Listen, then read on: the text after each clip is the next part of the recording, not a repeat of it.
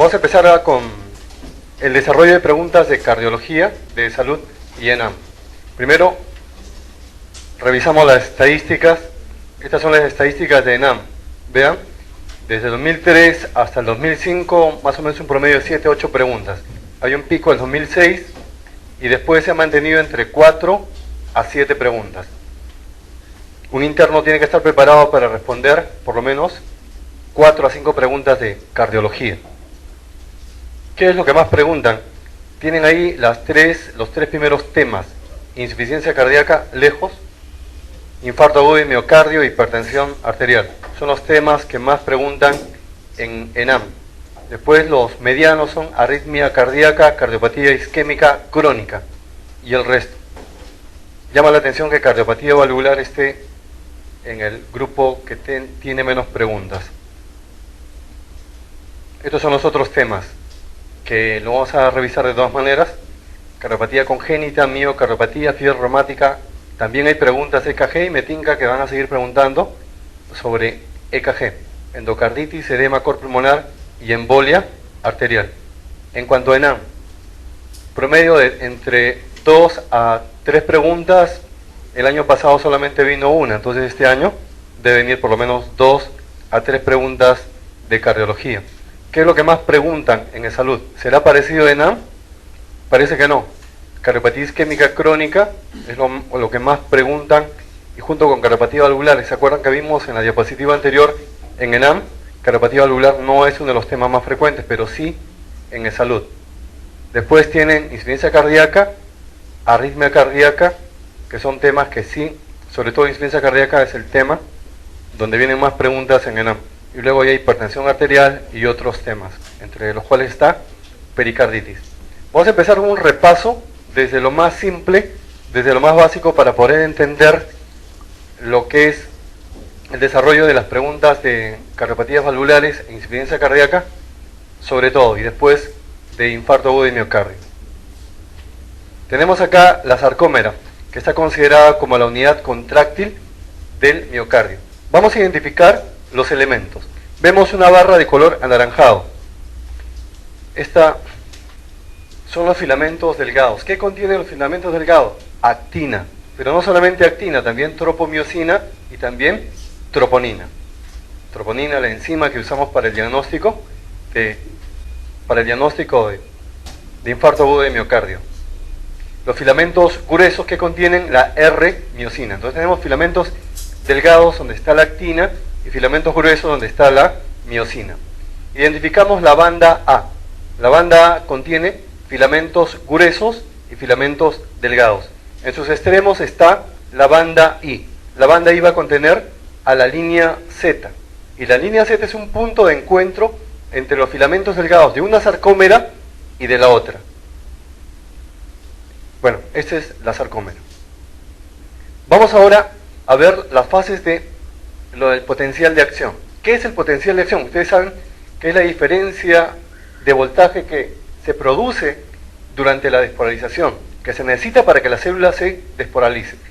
Esto se ve como un terreno árido. He tratado de simplificarlo lo máximo posible para después correlacionar, contestar un par de preguntas y correlacionar para ver qué fase genera el QRS, por ejemplo, qué fase genera la onda T, qué fase genera la onda P.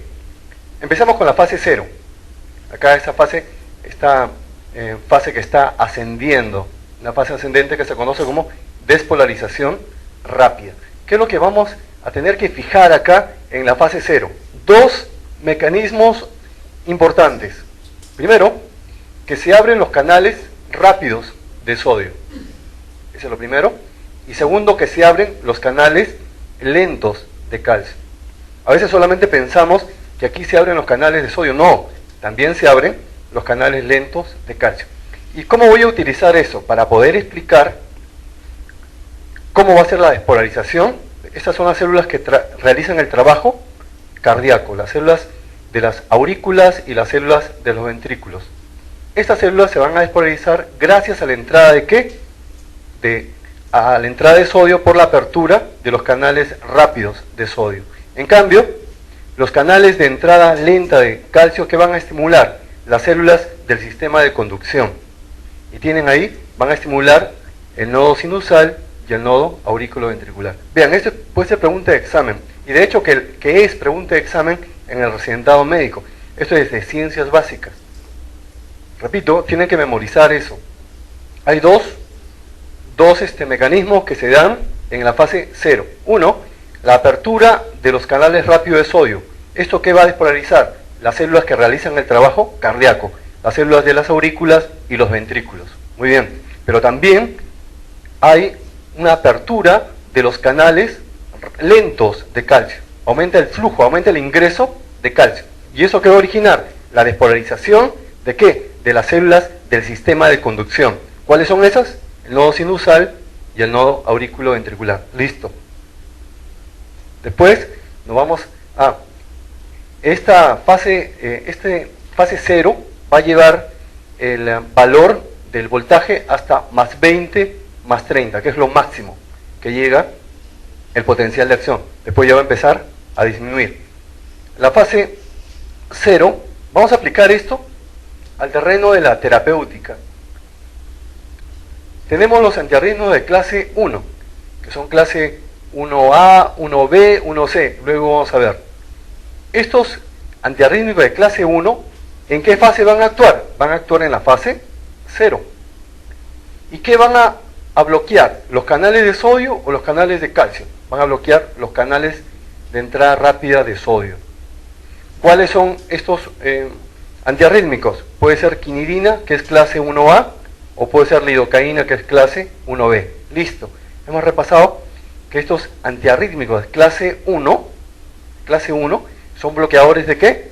Canales de sodio. Eso sí es pregunta de examen. Los antiarrítmicos de clase 1, ¿cómo actúan? Bloqueando los canales de sodio, los canales rápidos de sodio. En cambio, los de clase 4 son los calcio antagonistas. Entonces, al ser calcio antagonistas, ¿qué van a hacer? Simple, ¿no? Van a bloquear los canales lentos de calcio, los canales de entrada lenta de calcio. ¿Cuáles son los de clase A? Son los calcio antagonistas. Acá tenemos dos, el verapamilo y el diltiazem, que son inotrópicos negativos y que son pues cronotrópicos negativos. Vamos ahora a la clase 1, se conoce como repolarización precoz.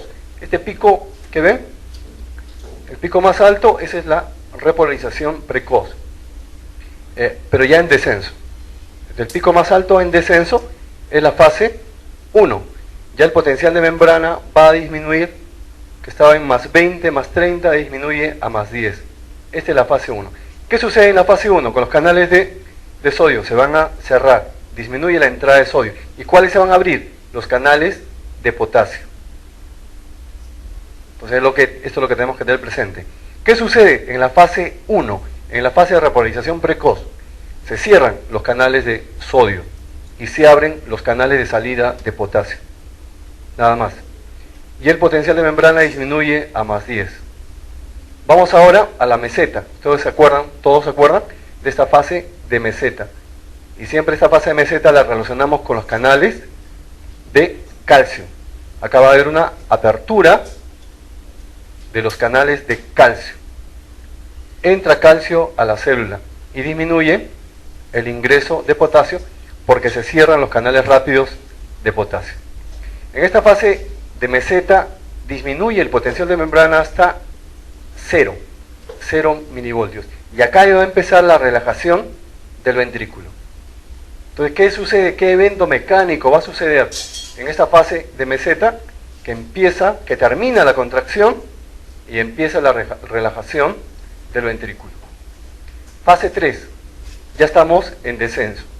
Aquí, esos canales de calcio que se cierran los canales de calcio y se abren los canales de salida de potasio. Y la célula recupera su potencial de acción.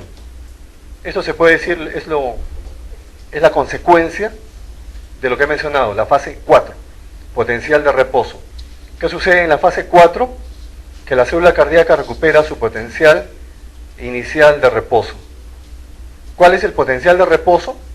Para la célula que realiza el trabajo cardíaco es menos 90 milivoltios, según recuerdan, y para el sistema de conducción, por ejemplo, el nodo sinusal es menos 55 milivoltios. Entonces la célula va a recuperar ese potencial de reposo. Pero acá hay algo que es realmente importante y hay que detenernos un momento.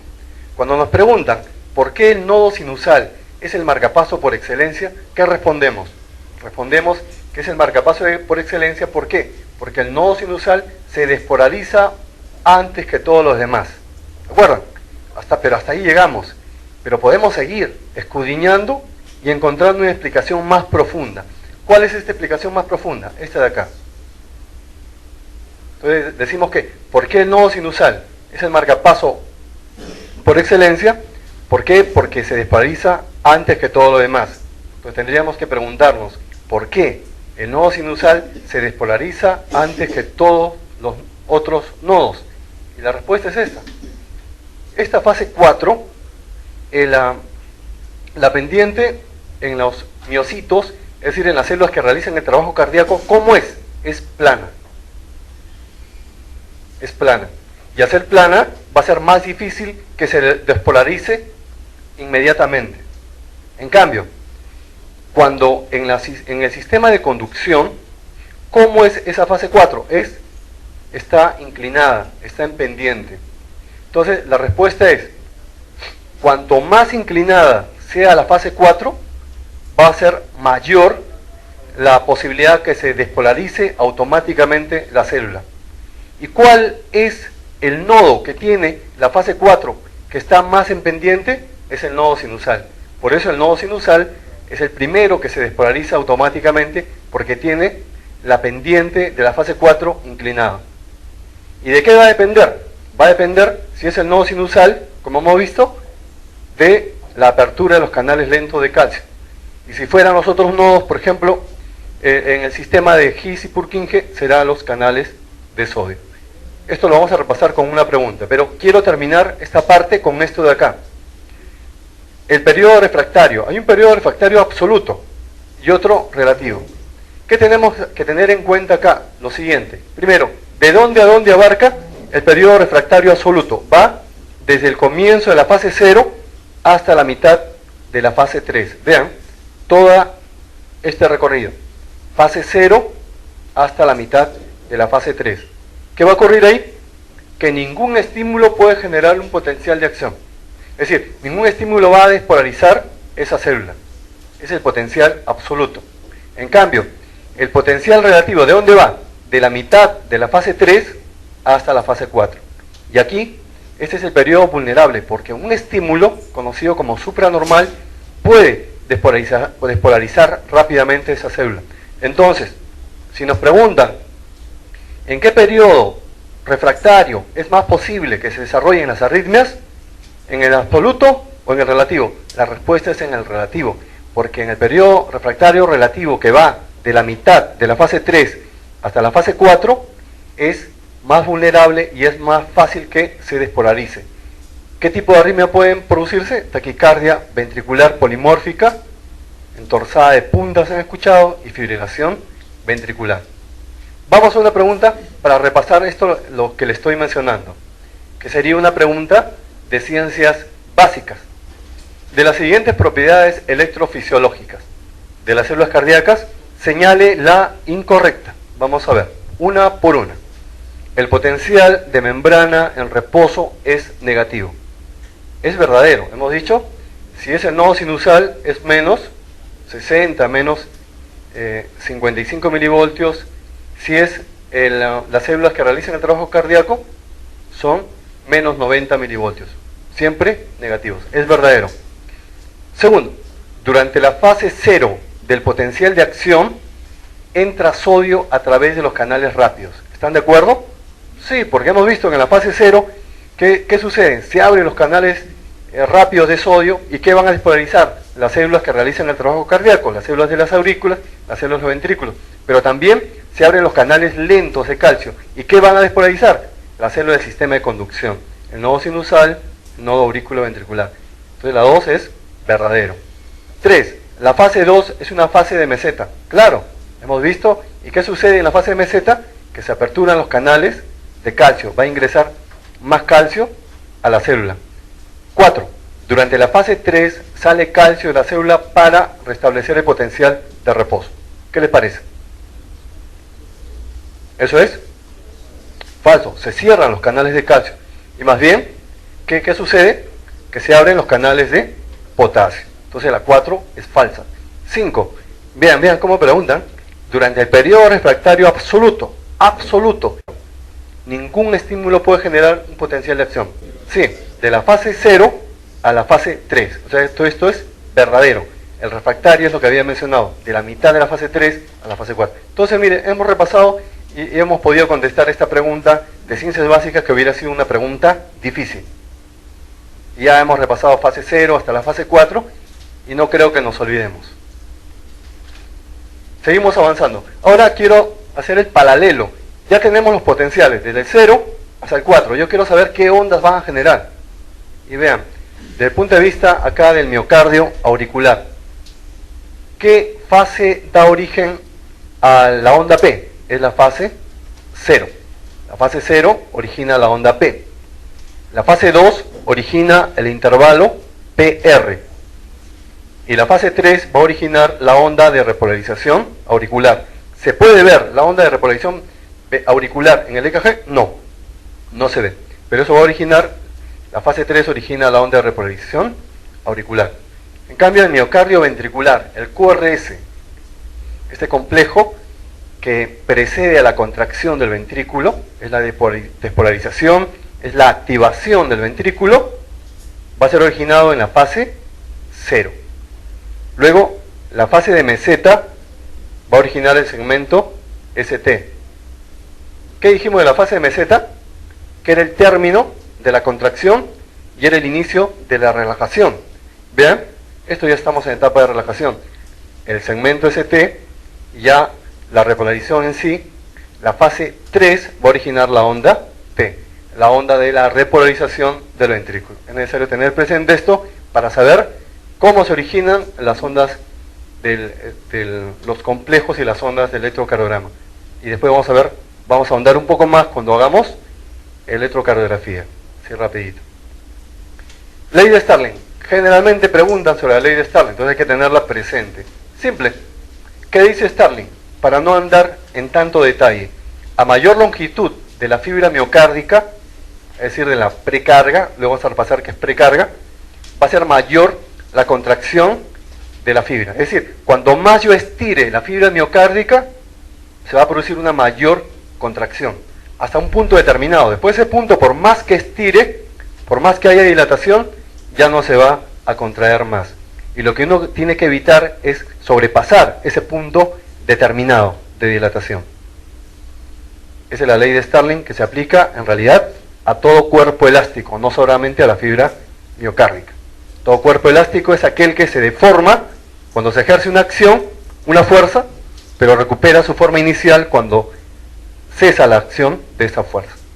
Ahí tiene una aplicación de la ley de Starling. La ley de Laplace, esa es otra ley que hay que tener presente. También preguntan, así que preguntan de Starling y preguntan en Laplace, no hay pierde. Son las leyes que tenemos que tener presente. Miren, cuando hablamos de dilatación, hablamos de Starling. Cuando hablamos de hipertrofia, vamos a hablar de Laplace. La tensión en la pared. Cuando decimos la tensión de la pared, ¿a qué nos estamos refiriendo? ¿La precarga o la poscarga? Nos estamos refiriendo a la poscarga. La tensión de la pared del ventrículo es, en realidad, la poscarga. La poscarga, la tensión en la pared, es directamente proporcional ¿a qué? A la presión en la cavidad ventricular multiplicada por el radio de esta cavidad, directamente proporcional. Mayor dilatación del ventrículo, va a haber mayor tensión de la pared y va a haber mayor poscarga, pero va a ser inversamente proporcional al grosor de la pared. Le voy a explicar mejor. Tenemos un paciente que tiene estenosis aórtica, muy bien. Hay una dificultad para la salida de sangre del ventrículo hacia la aorta. La puerta de salida del ventrículo izquierdo no abre bien. Sale con dificultad la sangre del ventrículo izquierdo. Entonces, ¿qué va a pasar con la presión en la cavidad del ventrículo? Se va a incrementar. Al incrementarse la presión, por la dificultad que tiene la sangre de salir del ventrículo hacia la aorta, ¿qué va a pasar con la tensión en la pared? Se va a incrementar. ¿Y qué se está incrementando? La poscarga. ¿Y la poscarga qué va a llevar? A insuficiencia cardíaca. Entonces, ¿cuál es el mecanismo compensador en este caso para disminuir la tensión en la pared, para disminuir la poscarga y la posibilidad de que se presente insuficiencia cardíaca sintomática? Es que se hipertrofie la pared del ventrículo. Al hipertrofiarse la pared del ventrículo, como es el denominador, va a hacer que disminuya la tensión en la pared. Entonces, en otras palabras, ¿qué nos dice Laplace? Nos dice que para que disminuya la tensión en la pared, tiene que aumentar el grosor de la pared del ventrículo. Tiene que hipertrofiarse. Por último, si hablamos de dilatación ventricular, estamos hablando de Starling. Y si hablamos de hipertrofia, estamos hablando de Laplace. El ciclo cardíaco, sístole y diástole, es la actividad eléctrica y eso se va a correlacionar con la actividad mecánica. El ciclo cardíaco dura 0,9 segundos. En sístole tenemos la contracción isovolumétrica y la relajación, y la eyección sistólica.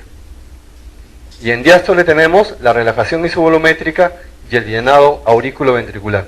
¿Cuál de estas etapas dura más? El llenado aurículo-ventricular, 0,5 segundos. Después le sigue la eyección sistólica, 0,2 segundos, y la contracción y relajación isovolumétrica, 0,1 segundos. En total, 0,9 segundos. Vamos a esta pregunta, es de la actividad mecánica del corazón. En la fase de contracción isovolumétrica, es decir, estamos en sístole. Vamos a ver una por una. ¿Qué nos están pidiendo? La respuesta correcta. Se produce la eyección de al menos el 50% de volumen diastólico. En la contracción isovolumétrica se cierra tanto la puerta de entrada, que es la válvula mitral, como la puerta de salida, que es la válvula simoidea aórtica. Entonces no sale nada. Entonces la alternativa es falso. Aquí están hablando de la eyección. B. Tanto las válvulas auriculoventriculares como las sigmoideas se encuentran cerradas. ¿Qué le parece eso? Esa es la respuesta. La puerta de entrada, la válvula auriculoventricular, sea la mitral o sea la tricúspide, están cerradas. Y la de salida, sea la aórtica o la sigmoidea pulmonar, están cerradas. Esa es la contracción isovolumétrica. Esto es más importante, obviamente, para el ventrículo izquierdo. Pero continuemos. Salvo en cardiopatías muy avanzadas, se expulsan entre 50 y 100 mililitros de sangre a la circulación sistémica. Bueno, acá están hablando de ¿qué? También de la fase de eyección sistólica. Y están hablando de la fracción de eyección. ¿Qué es la fracción de eyección? Es el porcentaje de sangre del llenado ventricular diastólico final que es expulsado en la sístole. ¿Están de acuerdo? Ese porcentaje del volumen diastólico final que es expulsado en la sístole, que es la fracción de eyección y que debe ser mayor del 54%, ¿estará entre 50 y 100 mililitros? En realidad, si hacemos el cálculo, está en 90 mililitros. 50 es muy bajo. Ocurre inmediatamente antes de la onda A del pulso venoso yugular. Antes de la onda A. La onda A, saben que es originada por el incremento de la contracción auricular. Es originada por la contracción auricular. ¿Y de qué fase estamos hablando? ¿De la contracción isovolumétrica? No, estamos hablando de la fase de llenado aurículo-ventricular. Entonces, falso la D. La E. Ocurre inmediatamente antes de la ocultación del segundo ruido. Antes de la ocultación del segundo ruido. ¿Qué fase será eso? El segundo ruido, ¿qué indica? Es el cierre de las válvulas sigmoideas. Y se cierran cuando ya terminó la fase de eyección. ¿Y qué fase sigue? Es la fase de relajación isovolumétrica. Entonces acá se están refiriendo a la fase de relajación isovolumétrica. La respuesta es la B. Acá hay una más de salud del año pasado. Está en el grupo de preguntas fáciles. En realidad, analizando el examen de salud del año pasado, yo diría que hay mayor porcentaje de preguntas fáciles. Esperemos que este año también. Pero el problema es que a veces los alumnos se equivocan en las preguntas fáciles, porque no pueden creer que sea tan fácil. La causa principal del primer ruido cardíaco, fácil, ¿no? Es el cierre de las válvulas aurículo-ventriculares. Tiene dos componentes, primero el mitral y después el tricuspidio. Cierre de las válvulas aurículo-ventriculares. Ya empezando está la respuesta, pero hay que también chequear. Esa es una costumbre que no me canso de aconsejar. Yo puedo ver, pregunta fácil, esta es la respuesta. No, pero tengo que decir que las demás no sean la respuesta. B, el cierre de las válvulas aórticas y el cierre, C, el cierre de las válvulas pulmonares se están refiriendo al segundo ruido. El resto no tiene nada que ver. El pulso arterial. El pulso arterial tiene dos ondas, ¿se acuerdan? Una onda sistólica y una onda diastólica. Dos ondas del pulso arterial. ¿Cómo se llama la onda sistólica? Se llama onda de percusión o de marea. Y la onda diastólica, ¿cómo se llama? Se llama onda dícrota. Entre ambas va a haber una incisura, la incisura dícrota. ¿Listo? Ese es el pulso arterial. Acá tengo unos ejemplos de alteración de ese pulso arterial. Y acá ese es un pulso de doble onda. Y lo menciono y lo he seleccionado porque en un caso clínico, si yo encuentro este pulso, me dicen que el paciente tiene pulso parvus tardus, realmente el diagnóstico debe ser estenosis aórtica. Altamente específico de estenosis aórtica. ¿Cómo es este pulso? Es parvus porque es pequeño. ¿Y por qué es pequeño? Porque hay dificultad para la salida de sangre del ventrículo izquierdo. Se llama estenosis aórtica. ¿Y por qué tardus? Porque la primera onda es lenta y se van a formar dos ondas sistólicas. Entonces, parvus tardus es igual a estenosis aórtica. Acá, el otro, el dícroto. El pulso dícroto también es un pulso de doble onda, pero una onda es sistólica y la otra es diastólica. Una causa de pulso dícroto, una enfermedad que ocasiona el pulso dícroto. ¿Se acuerdan? Fiebre tifoidea, es una. Otra, ¿cuál? La otra puede ser paludismo también, pulso, pero básicamente cuando escuchan pulso dícroto es de fiebre tifoidea, que ahora se ven pocos casos de fiebre tifoidea.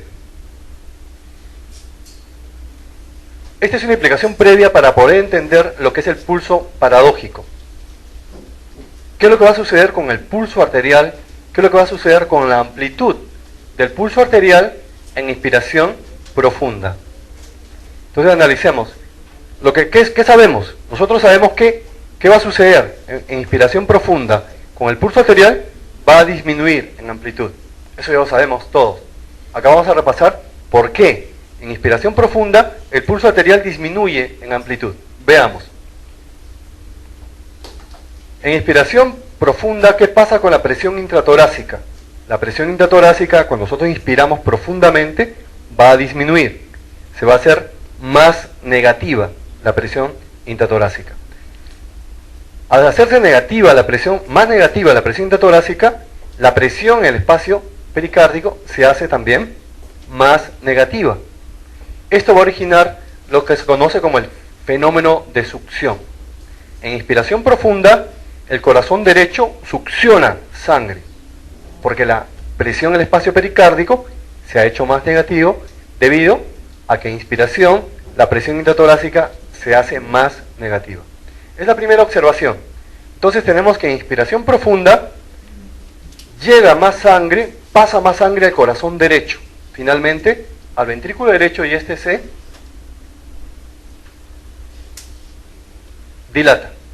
El ventrículo derecho se va a dilatar. Pero en este mismo proceso, en la inspiración profunda, y eso se conoce como precarga derecha. Entonces la precarga derecha se incrementa en inspiración profunda, pero también va a suceder otra cosa. La precarga izquierda, en lugar de aumentar, disminuye. Y esa es la explicación. Al disminuir la precarga del ventrículo izquierdo, va a salir menos sangre de ese ventrículo y eso va a dar lugar a una disminución de la amplitud del pulso.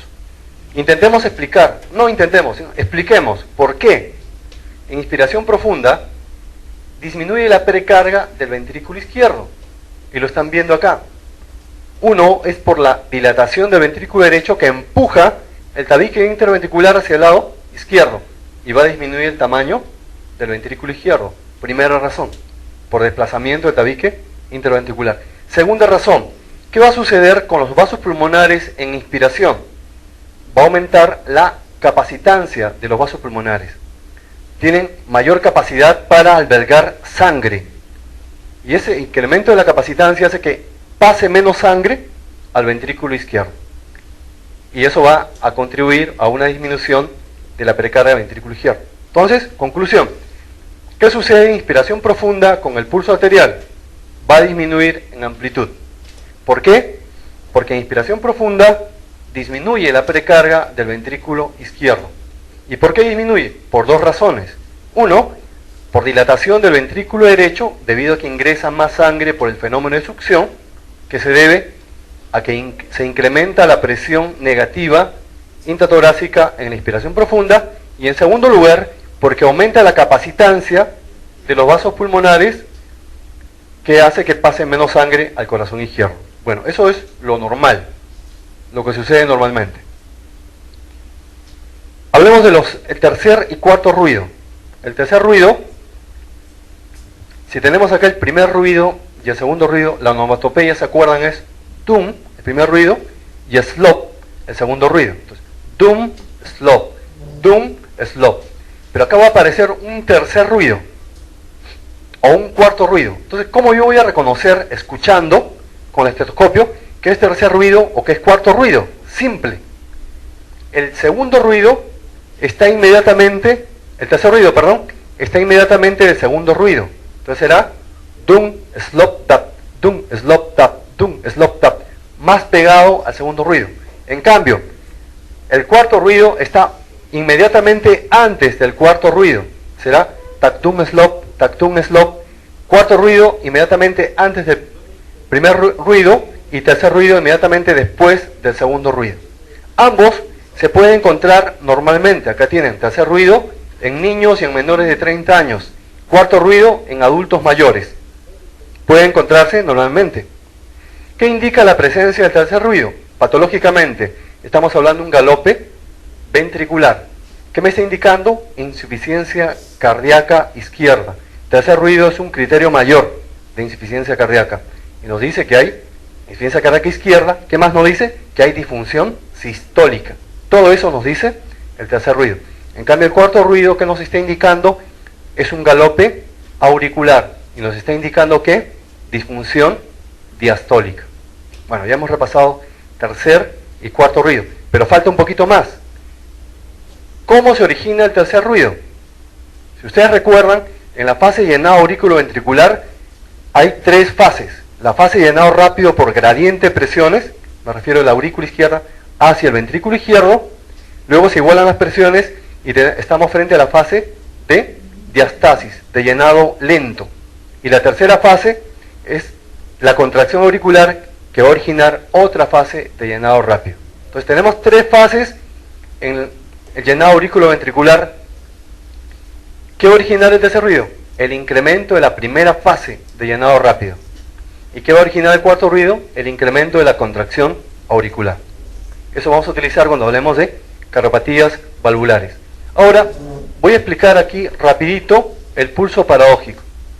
El pulso paradójico en inspiración profunda, ¿qué se va a producir? Ya no solamente la disminución de la amplitud del pulso, sino la desaparición del pulso. Entonces, ¿qué es el pulso paradójico? Es la desaparición del pulso en inspiración profunda. También puedo hacer el diagnóstico de este pulso tomando la presión con el manguito del tensiómetro. Si veo que hay una caída de más de 10 milímetros de mercurio en la inspiración de la presión sistólica, también me está haciendo eso el diagnóstico de pulso paradójico. Si el paciente está inspirando, respirando normalmente, le tomo la presión sistólica, está en 130, y después le pido que inspire profundo y cae más de 10 milímetros, eso me está indicando pulso paradójico. El pulso paradójico es un tema recurrente. Lo preguntan en ENAN, lo preguntan en salud, lo preguntan en Recentado. Les encanta preguntar sobre el pulso paradójico. Entonces, no debe olvidarse eso, porque acá es una pregunta asegurada de examen. Pulso paradójico. ¿Y qué preguntan? No preguntan lo que les está explicando, ¿no? Lo que estoy explicando es porque, para que tengan una noción, para que recuerden, ¿no? Porque todos estamos recordando acá. Todo eso ya lo sabemos. Para que recuerden cómo se origina. Pero lo que preguntan es esto, las causas. Y les doy una mnemotecnia. Causas de pulso paradójico, la palabra es tapón. Tienen taponamiento cardíaco, P, pericarditis constrictiva, O, obstrucción de vena cava superior, y N es la neumopatía obstructiva, o sea, EPOC. Le ponen, generalmente, le ponen ahí varias causas y dos causas más. Le ponen pericarditis constrictiva y le ponen taponamiento cardíaco y les preguntan cuál es la causa más frecuente de pulso paradójico. ¿Cuál marcarían? Marcarían taponamiento cardíaco. Pericarditis constrictiva también es causa de pulso paradójico, pero no es la más frecuente. La más frecuente es taponamiento cardíaco. Después vamos a ver los criterios. Justo lo que decía, ENAN 2010. ¿Cuál de las siguientes patologías presenta pulso paradójico? ¿Vean? No le estoy mintiendo, ahí está. Y le podría traer una pregunta al residentado, e incluso de salud, y sería lo mismo. Y ponen varias alternativas. Pero vamos a ir mencionando, voy a mencionar frente a cada patología qué tipo de pulso va a presentar. Insuficiencia cardíaca es el pulso parvus, es el pulso pequeño que tiene forma normal. Se va a dar una insuficiencia cardíaca ya crónica, ya avanzada, pulso pequeño, pero de forma normal. Fibrilación auricular es el llamado pulso deficitario. Acá es una arritmia rítmica. El pulso no coincide con el latido cardíaco y la frecuencia del pulso es menor que la frecuencia cardíaca. Eso es fibrilación auricular. En estenosis aórtica, acá mencionamos el pulso parvus tardus, pequeño, de doble onda sistólica, y la primera onda sistólica es de ascenso lento. Pericarditis constrictiva es una causa de pulso paradójico. Y endocarditis bacteriana, bueno, acá en endocarditis bacteriana más bien habría una disociación pulso-temperatura. Es decir, el incremento del pulso no coincide, no se correlaciona con el incremento de temperatura. Ya sea por cada grado debe aumentar de 10 a 20 pulsaciones. Acá no se da. ¿Qué enfermedades cursan con disociación pulso-temperatura? Fiebre tifoidea. ¿Qué más? Paludismo. ¿Qué más? Endocarditis bacteriana. Pero hay un pulso que me he acordado ahorita. Pulso alternante. Pero eso ya cuando son cuadros bastante severos. Porque si ustedes escuchan pulso alternante, inmediatamente ¿en qué piensan? Pericarditis. Pulso alternante es igual a pericarditis. Entonces acá la respuesta es pericarditis constrictiva. Pero si estuviera en las alternativas taponamiento cardíaco, esa sería la respuesta. Estas son las ondas del pulso venoso. Miren, son 3 ondas positivas y 2 ondas negativas. Las ondas positivas, primero es la onda A. ¿Qué origina la onda A? La contracción auricular, que hemos visto anteriormente. Acá iría la onda C. La onda C que coincide con el pulso carotidio. Es una onda positiva, que no está graficada. Luego viene la onda X, que es la relajación auricular. Después tenemos otra vez la onda positiva, que corresponde al llenado auricular. Y finalmente una onda negativa, la onda Y. ¿Qué podrían preguntar de acá? Bueno, uno, reconocer cada uno, eso es fácil. Hay que memorizar eso porque es una pregunta fácil, que nos digan, la onda C, ¿qué origina la onda C? ¿Qué origina la onda S? ¿O qué corresponde? Esa puede ser una pregunta de ciencias básicas. Pero vamos un poquito más. Vamos a la patología.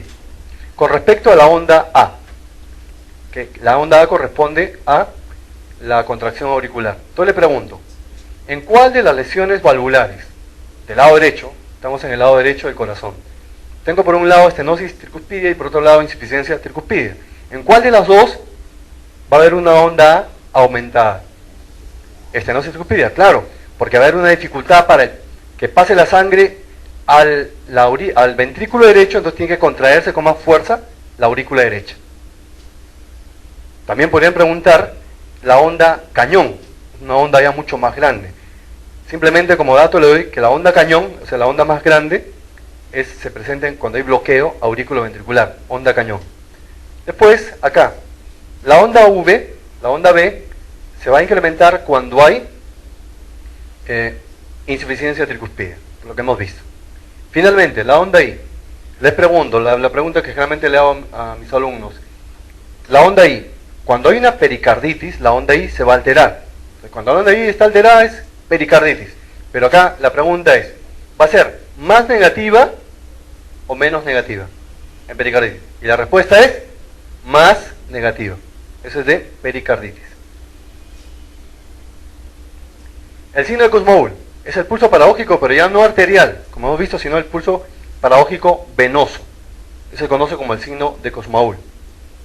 Porque normalmente, si seguimos esta secuencia que ya hemos explicado, si seguimos esta secuencia, en una inspiración profunda, ¿qué pasa con el pulso venoso? Si hay un fenómeno de succión, el pulso venoso debe descender, por lógica. Eso es lo normal. En inspiración, el pulso venoso desciende.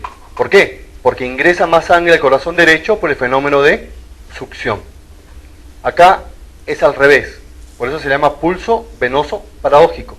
En inspiración, el pulso se eleva.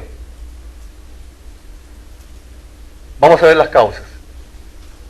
Causas del signo de Kussmaul. Esa es también pregunta de examen. Es el otro pulso paradójico, pero el pulso venoso.